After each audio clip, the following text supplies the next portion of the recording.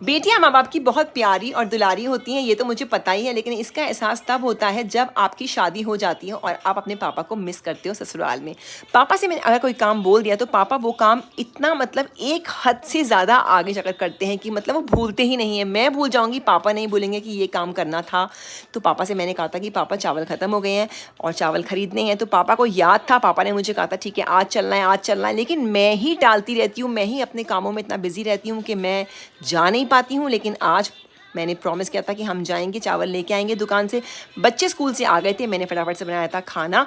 और सुबह बनाए थे मैंने मूंग दाल के बच्चों के लिए उत्पम, तो वही मैंने अपने लिए बनाए थे लंच के लिए, क्योंकि मैंने तो उस टाइम पे नहीं खाए थे।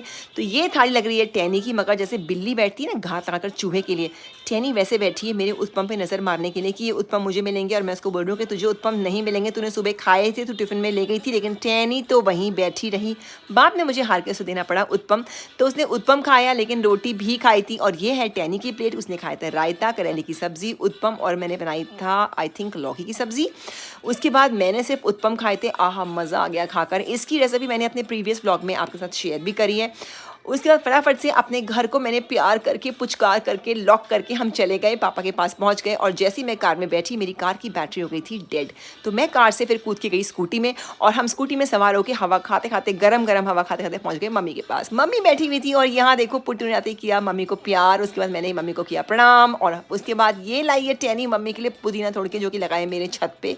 ये आए हैं काफल और कुछ चूलू, मतलब पुलम बोलते हैं इनको शायद। इसकी मम्मी बनाएंगी चटनी, मम्मी दिखा रही है मुझे कि तू भी खा ले।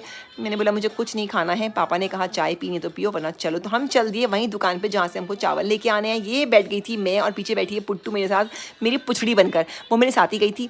और यहाँ जैसे ही हम गए, वहाँ बगल में एक नई शॉप खुली है, जिसके वॉचमैन ने हमको ये छोटी सी हनुमान चालीसा गिफ्ट में दी। उसने बोला ये नई शॉप खुली है और ये हनुमान चालीसा हम अपने नए कस्टमर्स को दे रहे हैं। मैं तो कस्टमर थी नहीं, पता नहीं उसने मुझे क्यों दे दी हनुमान चालीसा। वो लेके मैं वहाँ से आ गई। और यहाँ देखो, यहाँ पर कुछ पुट्टू ने साबुन लिया, मैंने कुछ शैम्पू लिया, चुटर पुटर सामान लिया। उसके बाद चावल यहाँ पर जो था, मैं लेती हूँ बड़ा वाला 25 किलो वाला कट्टा, लेकिन वो मुझे मिला नहीं, तो मैंने छोटे वाले कट्टे ले लिए। फिर मैं घर पहुँच गई। यहाँ मम्मी से मैंने कहा मुझे चाहिए कड़ी पत्ता, क्योंकि आजकल मैं वो जो ग्रीन जूस पीती हूँ उसमें डालती हूँ मैं बहुत सारा कड़ी पत्ता। कड़ी पत्ता लेकर के फिर हम लोग अंदर गए, हम लोगों ने चाय पी। खाना मैंने बहुत लेट खाया था, तो मेरा कुछ ऐसा कुछ डिनर करने का प्लान था नहीं, लेकिन बच्चों को भूख लग रही थी, तो बच्चों के लिए टुक्कू ने बनाई थी आज रोटियां। और टुक्कू आजकल चल रही है अंडर ट्रेनिंग, जो कि बहुत ही डिजास्टर था। उसकी रोटियां इतनी हॉरिबल थी। मैंने बोला तू बना रही है, तू ही खाएगी, तू ही खा, हम नहीं खाएंगे, हमारी एक कच्ची रोटियों से हो जाएगा पेट में दर्द।